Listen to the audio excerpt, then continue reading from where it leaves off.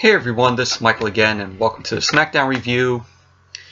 And this review is going to be on this past Tuesday's Smackdown. Been working late on Tuesdays now, and I don't watch Smackdown live because of that. I DVR it, so this is the only way that you're going to get a Smackdown review from me if it's later in the week. But anyways, this Smackdown was from the Pinnacle Bank Arena in Lincoln, Nebraska. And as I say, this Smackdown, I thought it was a solid show. I thought it was much better than Raw. All in all, Smackdown this week, it was a solid show. So let's get on with the review. So Smackdown opened up Tuesday with Shane McMahon coming out. Of course, Greg Hamilton introduces him as always with the best in the world, Shane McMahon. So he did that as always.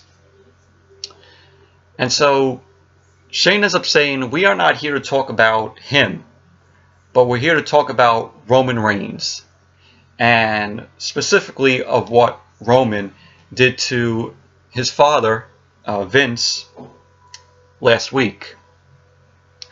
And so Shane ends up rolling the footage of what happened last week, where it was the biggest, where Vince announced the biggest acquisition in the history of SmackDown, which he said was Elias, and then Roman Reigns ended up coming out. Yeah, it was shitty, though. But you had Roman taking down Elias. We saw Roman end up Superman punching Vince, and Roman ended up saying, forget what he says. I don't care what he says. SmackDown is my yard now. That whole the whole thing what happened last week. And so after that was over, Shane ended up saying, "What type of man hits another man's father like that?" Shane ends up going on to call his father, Vince, one of the greatest men that has ever lived, and that he's also like a national treasure. So Shane goes on to say that when Roman ended up hitting Vince, it was like disgracing the American flag and defacing Mount Rushmore. He says one of the major things, Shane says one of the major things he can't get out of his head is, can we believe that, Roman ended up hitting one of the chairman and CEOs of a billion-dollar company. And because of that, Shane ended up saying, there will be some repercussions on Roman. He was thinking, oh, should we fine Roman? Should we suspend him? Or that, he should be terminated and fired. So Shane ends up going on to say he and Roman are going to settle it. And he ordered Roman to come out. So eventually, Roman ended up coming out, and he got in the ring, had a mic in his hand. Roman looked like he was going to say something. He didn't say anything. He ended up tossing the mic, and we were like, "Oh, okay, we're going to get a brawl, possibly." And so Shane ends up, dropping the mic also. And it looked like the both of them were going to go at it. Elias ends up coming out. Roman ended up punching Elias off of the ring apron, which led to Shane throwing punches and kicks to Roman. And Roman ended up laying a boot to Shane, a boot to the face to Shane. Sorry about that, but I was saying, Roman ended up laying boot to the face to Shane. Elias ended up coming in, and we had a 2-on-1 attack on Roman. Both Elias and Shane were beating the hell out of Roman. And then the segment ended with Elias end up hitting the drift away on Roman. And so that was how the whole segment ended. It was just, this whole segment was just, catering to, Roman. That was basically it. So then when SmackDown came back from the commercial, we saw Elias and Shane backstage. Elias says to Shane, you got like a little boo boo, and so Shane ends up telling him, it was worth it, because he got his shot, because Shane got his shot at Roman. Shane goes on to say that his dad would be proud, and Shane says, "Oh, but there is more to come." So it was just that little thing that we saw backstage.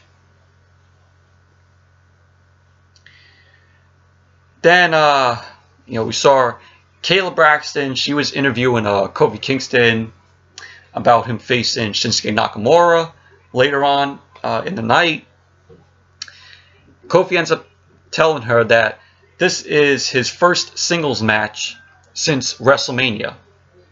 And he goes on to say that the love and support, and the love and support that the WWE Universe gave him is still inside of him, because he is the WWE Champion.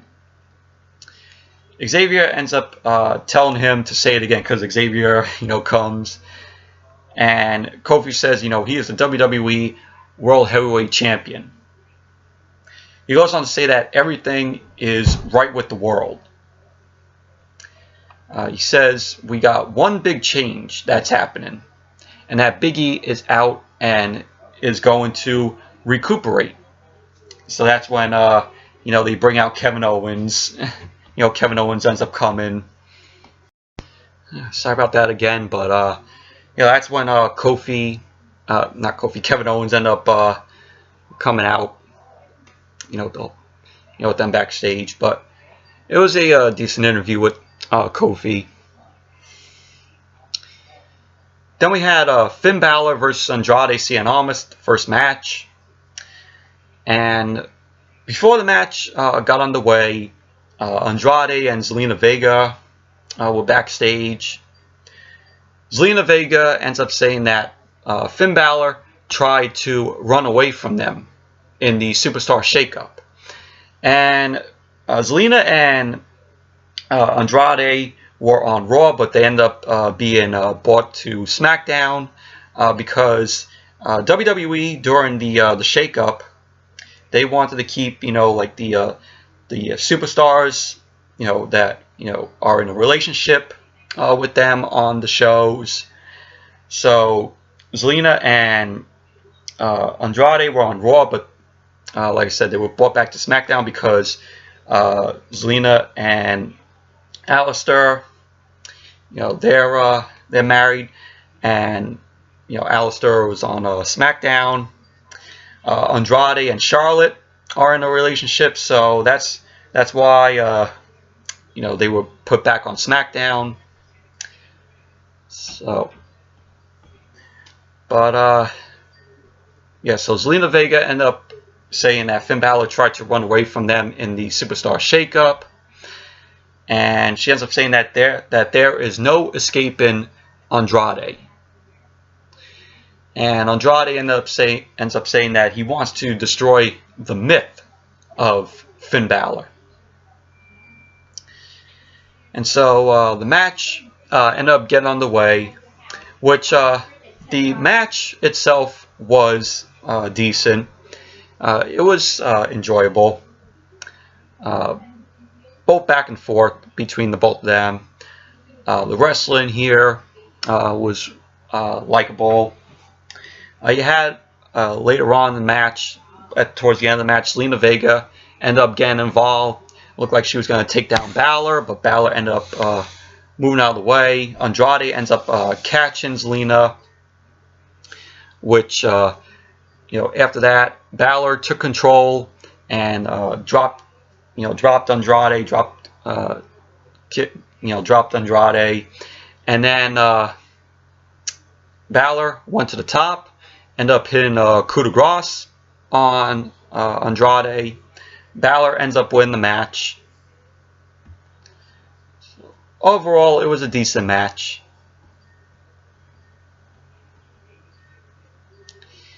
Then we saw Elias backstage about how SmackDown is his, and that he's got a proposition for Roman. He wants to challenge Roman to a match at Money in the Bank. And Shane McMahon rolls up to tell Elias how great he is, and he ends up making the match official, and we saw them both leave together. So yeah, so the match is official. It's going to be Elias versus Roman at Money in the Bank. So Elias is going to be fed to Roman. We all know that Roman's going to win that match. So it's the whole Roman, agenda going on. It's been going on. So that was that backstage. Then we had Kairi Sane versus Peyton Royce. Of course, Kairi Sane and Asuka came out along with Paige. The Iconics end up coming out. They make their entrance. They make their promo. Billie Kay ends up joking about confusing Paige and Nick Fury. And Peyton Royce compares Asuka and Kairi Sane to the Avengers. But they say that they blamed last week on Peyton Royce being dehydrated. And Peyton Royce ends up saying, "Oh, I drank a whole lot of water tonight." She drank a whole gallon of water. And she goes on to say that she's ready to hand Kairi her first loss on SmackDown. But this match itself, it was just an easy win for Kairi. So Kairi handled Peyton Royce here. Kairi won the match with the insane elbow on Peyton Royce. So the match was short. And after the match, we saw Sonya Deville and Mandy Rose come out. They applaud Kairi and Asuka and Paige sarcastically because Sonya and Mandy wanted that Absolution reunion.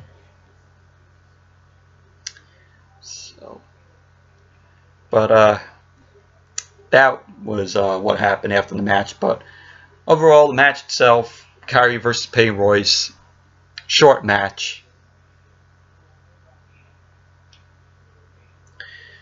Then we saw Aleister Black. He ended up cutting a promo saying, we know who he is, but do we know what he is? He goes on to say, the name and the persona are not the same thing, nor should the aesthetic of the persona evoke any judgmental reactions. He says, he's sure the world we grew up in will have condemned, and that, in the few seconds they have, he can't complain the complexities of his tragic character. And he tells us to give it time. So that was the promo from Aleister Black. They got Aleister. They shaked up Aleister and Ricochet. Ricochet's now on Raw. Aleister's on SmackDown. They took away them from being a tag team together. So I like that. We're getting to see the both of them as singles competitors.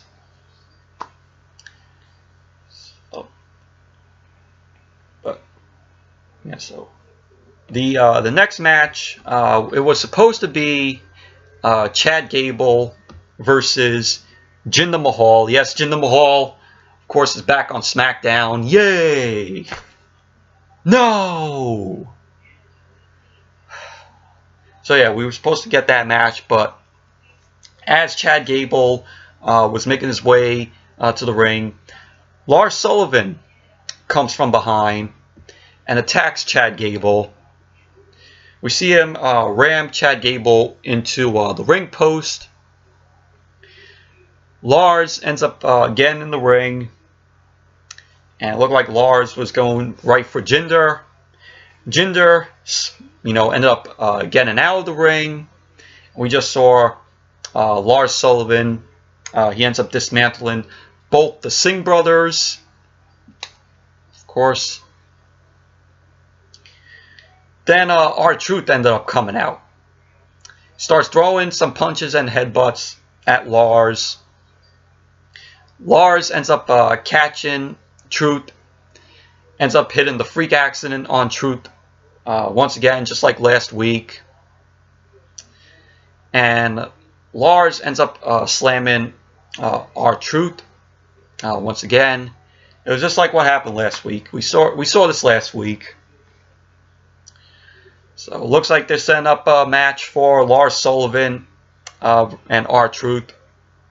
It's probably going to take place at Money in the Bank. But yeah, Lars Sullivan, he's been on a roll, dismantling, some people, like Kurt Angle, the Hardys, R-Truth, the Singh brothers.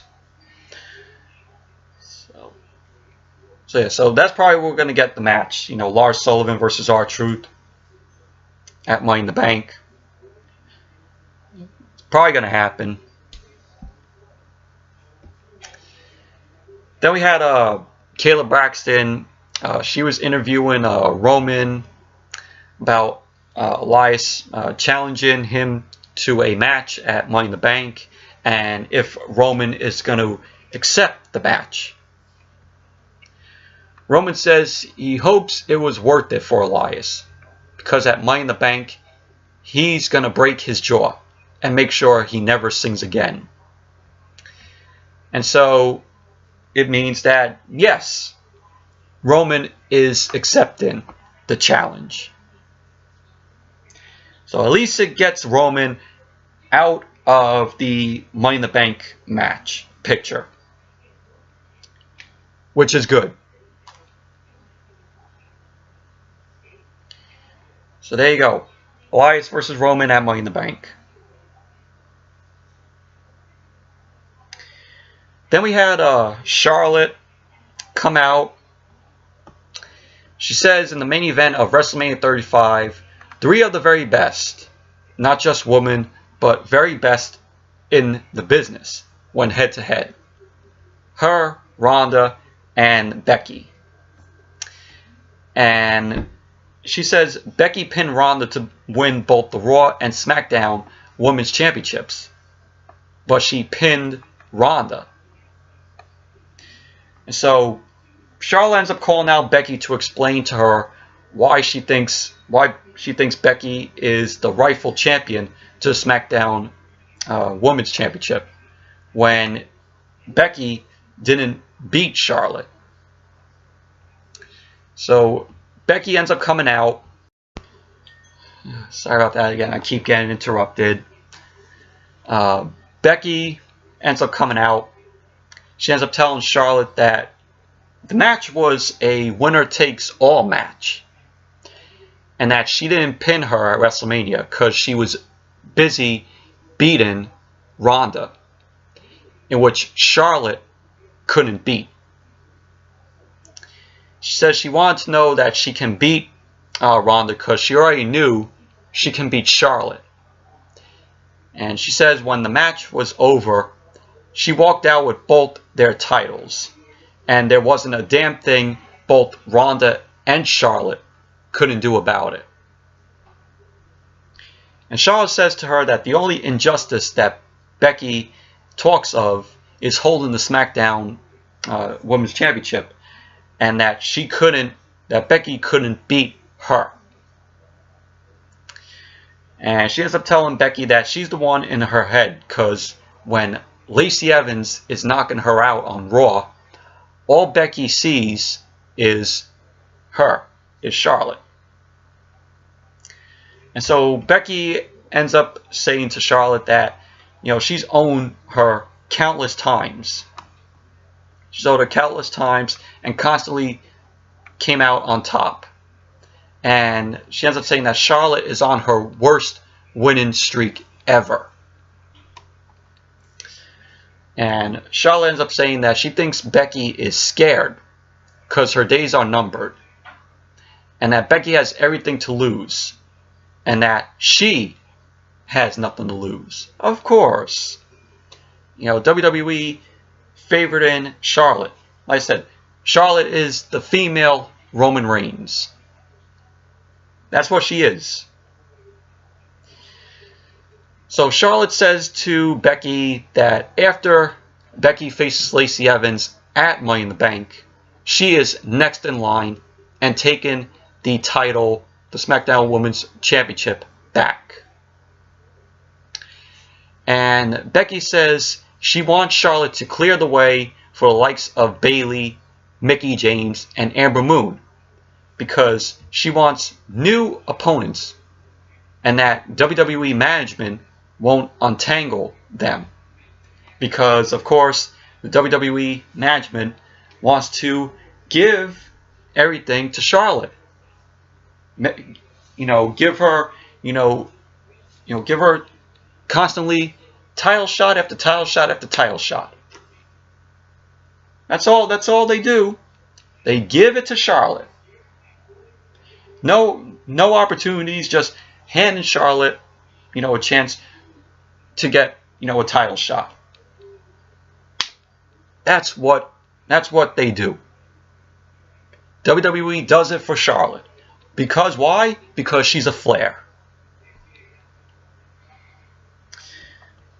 So Becky ends up saying after she runs through Lacey Evans at Money in the Bank, if Charlotte works her way from the bottom to the top, she will still be Becky 2 belts.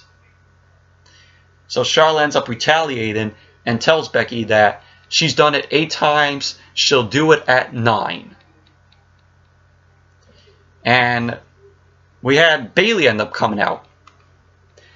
Bayley ends up saying that the Superstar Shakeup is about fresh starts, but all she sees is a rerun.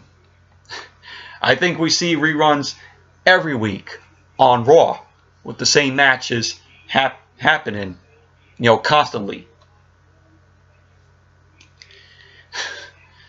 But Bayley ends up saying to Becky, thanks for the shout out, and that Becky may have lost count on beating Charlotte, and that Bayley could count how many times Becky beat her, which was 0.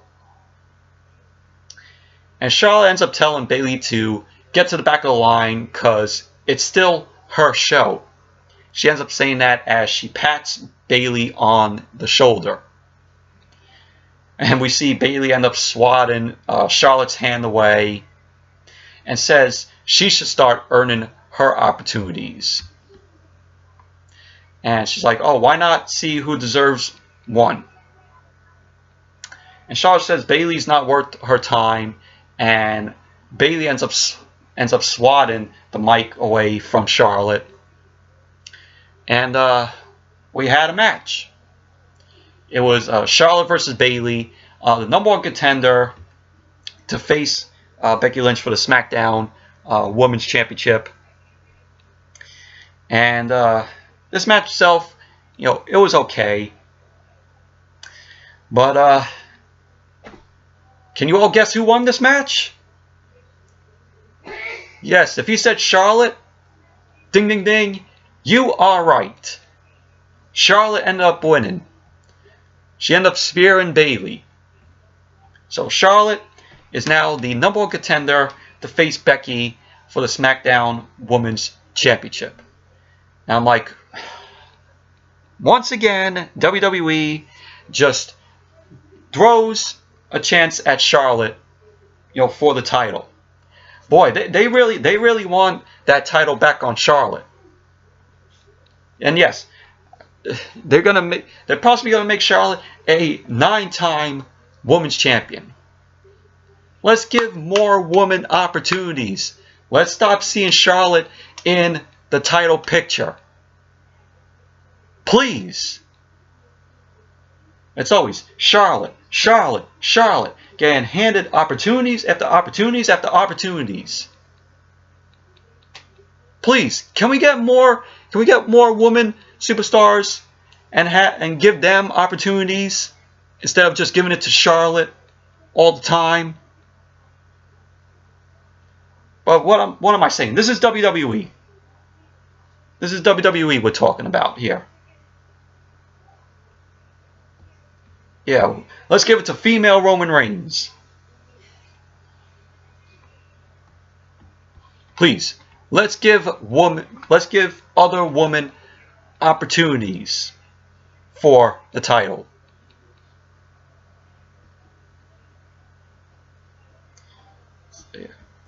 But then we had Kayla Braxton. She was interviewing Becky. Becky was watching from backstage. Becky ends up saying holding both titles means pulling double duty. So yes, at Money in the Bank, Becky's going to be doing double duty. She's going to be facing Lacey Evans for the Raw Women's Championship. She's going to be facing now Charlotte for the SmackDown Women's Championship. And she says she thinks she's going to tap Lacey before she even gets her gloves off anyway. She says she's not underestimating her competition, just betting on herself. She goes on to say that at Money in the Bank, she's going to defend both titles and walk out Becky 2 belts.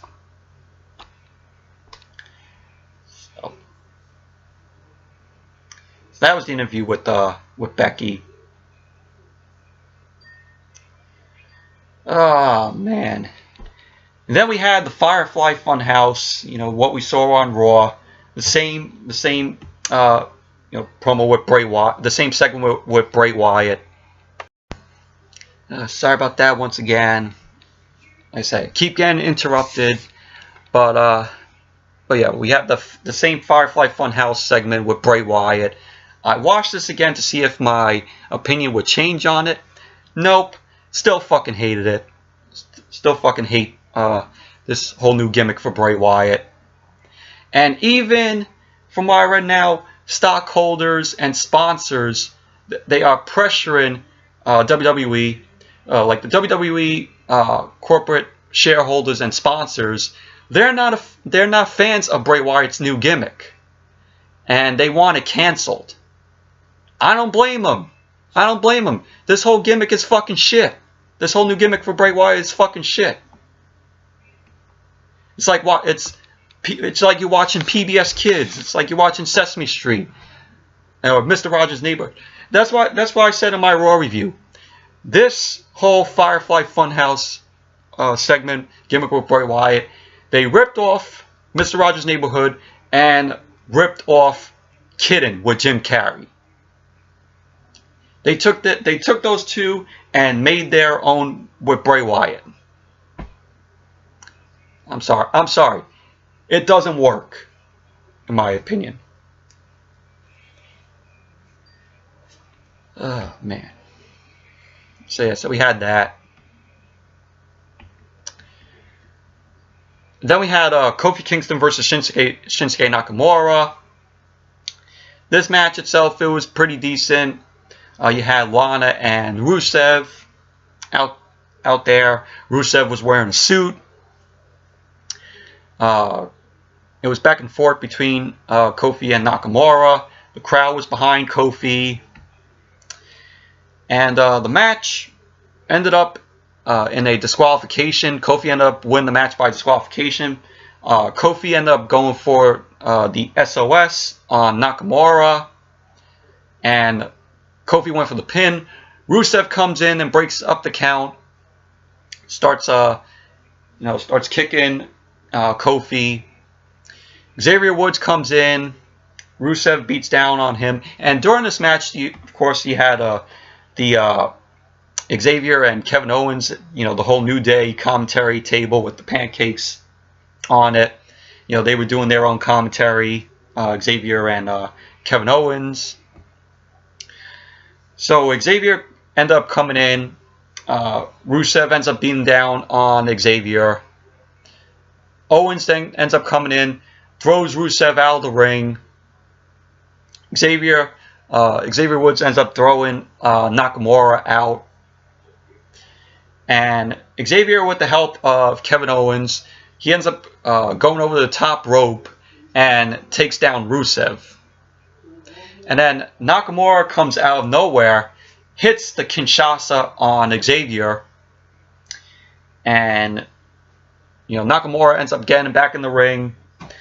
He ends up trying to take out Kevin Owens, but Kofi ends up pushing Kevin Owens out of the way. Kofi hits the Trouble in Paradise on Nakamura, and then Kevin Owens kicks Kofi and turns heel. Kevin Owens ends up turning heel, and we see he rips off the New Day shirt, ends up revealing he's wearing his own shirt, the KO shirt. He beats down on Kofi, ends up throwing him out of the ring, tosses him into the barricade, ends up tossing him into the ring post, and he tosses Kofi in the ring, and he ends up taking the WWE Championship, and we hear Kevin Owens saying, he's coming to take the title. And so Kofi ends up starting fighting back, but Owens beats down Kofi even more. Xavier comes to the save because Kevin Owens was on the outside, and Xavier comes and kicks Owens. Owens ends up coming back and clotheslines Xavier. And then we see Kevin Owens ends up hitting a powerbomb on the ring apron to Xavier Woods. And after Owens hit that powerbomb, we saw the trainers, referees end up coming out. They were tending to Kofi and Xavier. And that was how SmackDown ended. So, but Kevin Owens ended up turning heel. We all knew that this whole babyface, for Kevin Owens wasn't gonna last that long. We knew that somehow WWE was going to make Kevin Owens a heel again. So it was no surprise. It was no surprise to me. It was no surprise that Kevin Owens was going to turn. Kevin Owens turned heel on Kofi and on the New Day. So, but overall, Kofi Kingston versus Nakamura. It was a decent match up until Rusev came in. So anyways, that's it for my review of this past Tuesday's edition of SmackDown. Thank you all for watching. Hope you all enjoyed this review. And definitely give this video a thumbs up, comment, subscribe. And until the next video, I'll see you all later.